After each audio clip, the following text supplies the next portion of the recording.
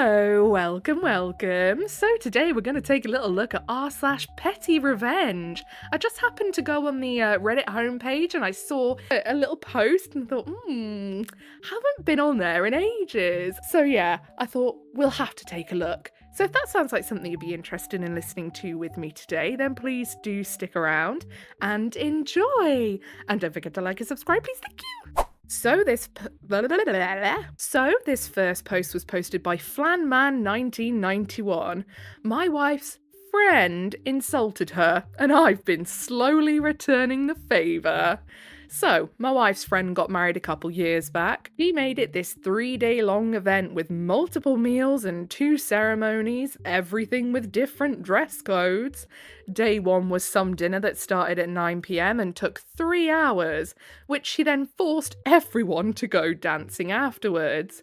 We joined for the meal, but it being on a weekday told her we couldn't go dancing. The next day at her brunch, she tells us how much fun they had dancing, and how even old people and children went. I brush it off with a smile. Then 2 different ceremonies happen that day. And then finally, the event will end with another brunch on the 3rd day. How much money have they got to be throwing it all in this? Jesus. I'm just sitting here thinking this is probably costing a fortune. Like, let alone the fact that please don't expect me to attend a 3-day event. Absolutely not. I'd be missing my house, I'd be missing my bed, and I would be missing my cats far too much. So don't ask me to attend a 3-day event, but my goodness, how much money have they got to be throwing at this? Like, things aren't cheap right now. That's crazy. By this point, we are exhausted because we are not party people, but wanted to be nice and participate. So, the morning before the brunch, we get up early, get into our 4th outfit of her event. My wife does her hair and makeup again for the 4th time, and we get to this brunch. Her friend greets us and says, "Oh, hi babe. Wow, you look comfy." You can catch these hands, my love, with this judgmental tone in her voice, as if to say my wife wasn't trying hard enough, which was bullshit. My wife tries her best to brush the event off and says it's just stress from the wedding that made her terrible towards us the entire time. But I've decided that her friend is just a butthole and will slowly repay her for years. Since then, at various gatherings, I have given her the following compliments. I love how you don't care about vanity. Just go with the natural look and who cares what people think? You look super comfy. I said variations of this one several times. I wish I could have your attitude with arriving whenever, but I always have to show up on time for things. I love that this dude has just gone, game on, bitch. Game on. You want to be horrible to my wife? We are gonna go. And so on. The greatest part is you can see the gears turning as she tries to figure out if I'm being complimentary or not. I will continue doing this until this person is no longer in our lives, or one of us dies. Edit? Holy cow, this blew up. You all have given me some incredible ammunition. I will spend the next hour converting them to a note on my phone and can't wait to see her next. LOL. I will report back in a few months with an update. Yeah, so obviously, I would highly recommend following the link in the description and going finding this and reading through the variation of thinly veiled insults that people were providing. But yeah, anyway, down in the comments, OK Wait 4000 says, I never get tired of seeing that outfit. And then Immediate P4579 says, oh, I'm guessing a woman wrote that. Brilliant and haunting. And then Masterpiece OK 4688 says, we support a king that loves his wife and arrived in his petty era. LOL, we absolutely do. I think, you know, this is one hell of a way to support your wife, because the thing is, no one can say anything. It's not like this dude's gone out and started a full-out war with the friend. But these things are definitely going to be being picked up by the friend, because she's clearly the type to do it herself. So yeah, I love that. I love that for them. Okay then, next post posted by Independent Leg 2825. I skip episodes of TV series that my soon-to-be ex-wife is watching on Netflix. I love that. I'm currently going through a really vicious custody dispute with my soon-to-be ex-wife. I have a great case against her, and my lawyer and I expect to win easily. But until we get a decision from the court, I won't get to see my kids, and I haven't seen them for some time already. That's really sad. That's really sad. Of course, if there's nothing going on where, there's any actual legitimate reason for the OP to not see their kids, that's so gross. I hate it when people break up and they use the kids to just get at the other person when there is no actual stand-in for it whatsoever, because ultimately it's the kids that lose out the most. So, whenever I have had enough of the abuse that I receive from her from my social media accounts, I move the red line that indicates how much of an episode she has watched to the end of the episode, and then to the exact same position it was in on the next episode. So far, she hasn't worked out, I can tell, because she will watch the rest of the new episode, and sometimes watch another before going back to the episode she originally was up to, and starting again. I know it's extremely petty, but it is surprisingly cathartic. Context, it's my account, I haven't changed the login so that the kids can still use it. I suppose I was about to say change the login and tell the kids the password, but not her, but obviously OP can't do that because they haven't got access to their kids right now, so yeah, that's a shame. But in the meantime, perfect. No notes. So, down in the comments, no address 687 says, at some point you need to change the password, and then sign your kids in manually on their devices so they don't know the password. And then the OP says, once I have custody, it's getting cut off. And then the aromatic P4249 says, cut her off before she sees the finale. Yes, don't cut it off straight away. Let her get like one episode left on a series, and then cut it off. Next post posted by Bibby Rapskyle 975. That was really hard to read for some reason. My poor little pea brain. I saved 5 years of discarded dog bones and returned them to my neighbour. Occasionally, while cutting grass, I would find small chunks of bone scattered about my backyard. Maybe once every other month. The kind someone would give to their dog to gnaw on. My yard is fenced in, and of all my neighbours, only one has big enough dogs for that kind of thing. So I had my suspicions about who was responsible, but I never knew for sure. It was a mild inconvenience, but I always just picked them up and tossed them inside this little storage container. Over the years, I accrued quite a collection of them, and I would say probably quite the smell as well. That is essentially a bioweapon you've got in there, mate. So gross. I would be like standing right back every time I had to open the lid to put a new one in.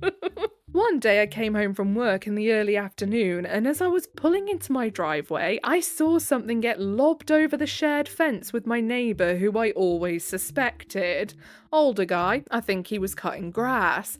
I'm guessing he didn't want to run it over with his lawnmower, and instead of acting like a human being and disposing of it properly, he throws it in my backyard because he's a piece of shit. Now, I pride myself on being a reasonable person, but I can also be a petty, vindictive little asshole under the right circumstances. I could call him out on it, and he might stop, or he might do it more just to be a prick. So I decided to just return his bones, and if he wanted to have a conversation about it afterwards, we could absolutely do that. Fast forward to sundown. I go outside and proceed to throw probably 100 bone chunks over the fence over the course of a half hour. There was something deeply satisfying about it. Cathartic even.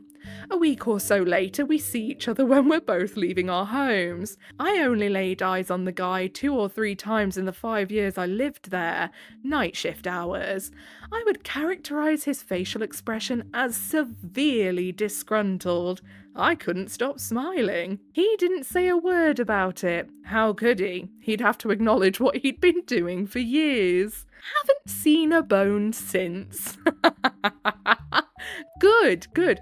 I mean, imagine being so entitled that you think it's okay to just throw your rubbish into someone else's garden, let alone it being bones that have been dribbled all over by your dog. So not only is it bones, but they have been chewed and mangled. And you know, dogs are cute and everything, but their slobber friggin' stinks. Like, that's so gross. So down in the comments, Hey Have a Great Day says, when we bought our house in 2016, my now ex-spouse and I were both smokers. The neighbours came by, were very friendly, and I was truly impressed by how subtly they worked into the conversation that they kept all the previous owners' cigarette butts that landed in their yard for a month and then dumped them on the front steps. It took me a minute to realise that it was a polite warning. I love that, that's great. And OP says, haha, yeah, they were firing a warning shot across your bow. And then Hey Have a Great Day replies to that saying, oh, for sure. They were good people though, and I did my best to be as well. If they came outside, I'd put it out because gross. Nobody wants to smell that. And eventually just quit altogether. I love that. That's amazing. Like, yeah, I don't think many people actually consider their neighbours when they spend all their time in their back garden smoking away. And it's like, not everyone wants to be smelling that all day because it does stink. Smells foul, especially like the funny flower as well. Like, I can't stand the smell of that. Like, whatever, you want to do it. But I used to live next to somebody who would literally chain smoke it all day in the summer. And obviously having a small kid, I felt like I couldn't use the back garden. It's so strong as well. God knows what they were smoking, but it was hella strong. It was disgusting. And like I say, I just don't like the smell of it.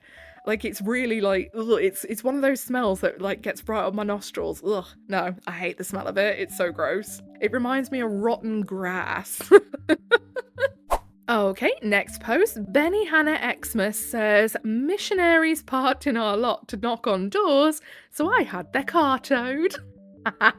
My apartment complex parking lot already lacks enough space to accommodate the number of parking passes they've given out. On average, the lot is full by 4 to 5 p.m, and you have to find an alternative place to park outside the complex. A weirdly large group of missionaries, 6 to 8, parked in our lot to knock on everyone's doors and leave flyers asking to come to their LDS Easter services. Some of them were standing around a car getting more flyers from the trunk when I pulled into my complex to park. As I'm circling, I see them all walk out of the complex as a group, presumably to go to the 3 neighbouring apartment complexes on our street, leaving their car in a space. I let the office managers know, and within an hour, I can now park my car in the last remaining spot in the complex. Happy Good Friday! Edited to add, 1. There are signs everywhere that say permit parking only, violators will be towed at their own expense. And there's a security company that checks the cars throughout the day and overnight, and they will call the tow truck if they find a car with no pass. 2. Yes, I watched from a distance while the tow truck did my dirty work. I needed the spot, okay?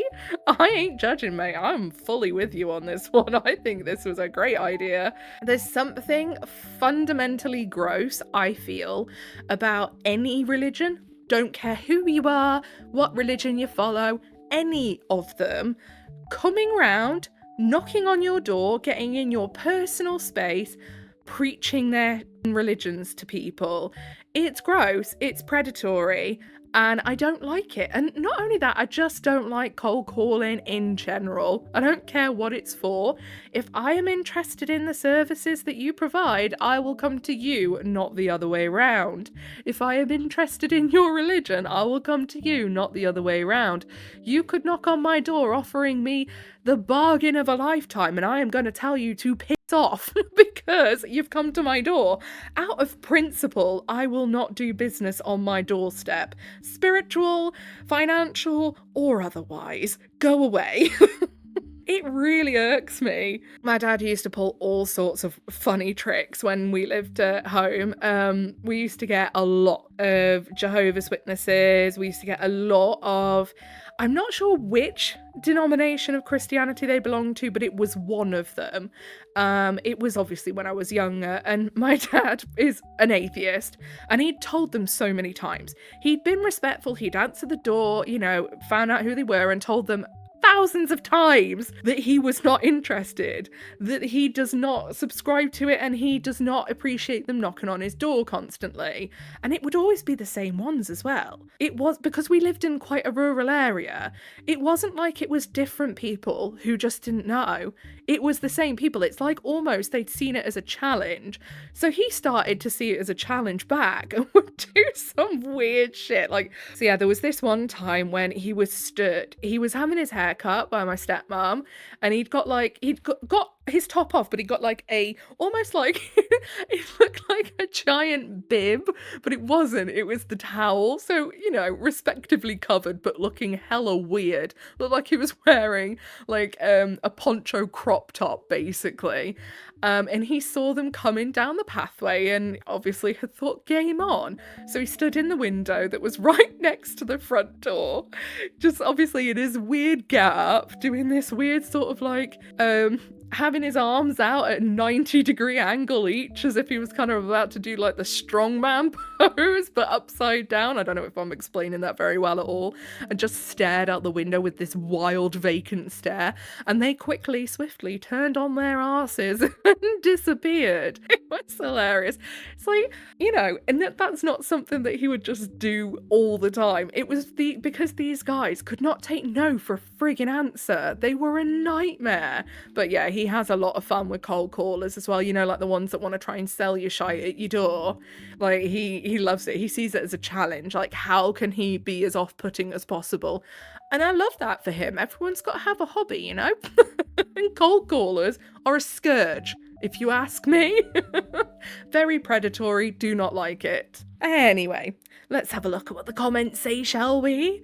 There was some comments that said something like they tow us, or they do not tow us. I'm guessing it's something to do with the Bible verse. I've clicked off it now, so I can't actually remember. But then Euphoric University 23 says on to that, and on the third day, the women went to the impound lot. They were astonished to find the gate open and the car gone. At the entrance to the lot stood an angel. The angel said unto them, "What do you want?"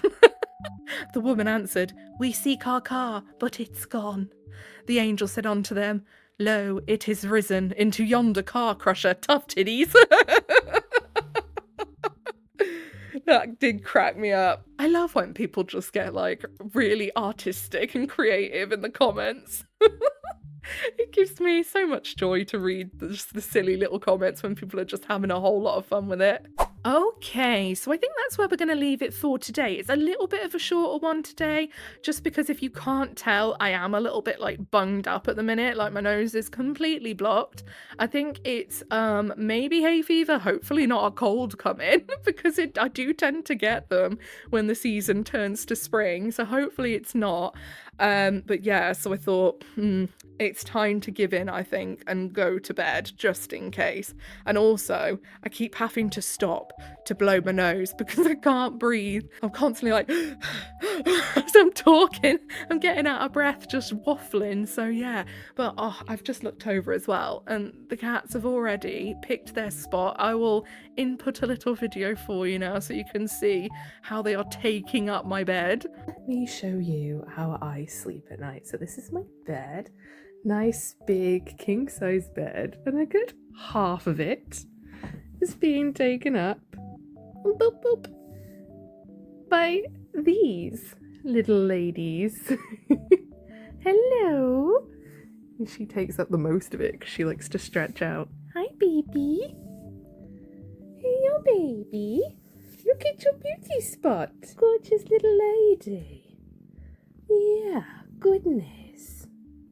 But I'm telling you now, right? I will get in and the one is gonna have a little huff because I've upset the aura of the bed. She'll get out, she'll have a little stomp around, she'll go to the toilet, and then she'll come and get straight back into the exact same spot she was in anyway. And I'm not gonna have moved her because it's a big bed. I can like slide in on the other side, it's fine. But yeah, I'm telling you now, she's gonna get out, she's gonna go off, have a huff, and then come straight back and get back in the exact same place. So it's like, what was the point in the huff in the first place, love? What are you doing? Anyway, if you made it all the way to the end with me, then I appreciate you very, very much. If you give a little like, subscribe, notifications on, that'll be your initiation into the Covenant Void. Welcome. Whatever it is you're doing for the day, I hope you have a really good rest of the day. Do not forget to leave an offering of a comment for Big Al. Totally forgot to say that. He nearly went hungry. Can you believe it? I need to go put myself on the naughty step. And by the naughty step, I mean severely tucked into my duvet. Goodbye!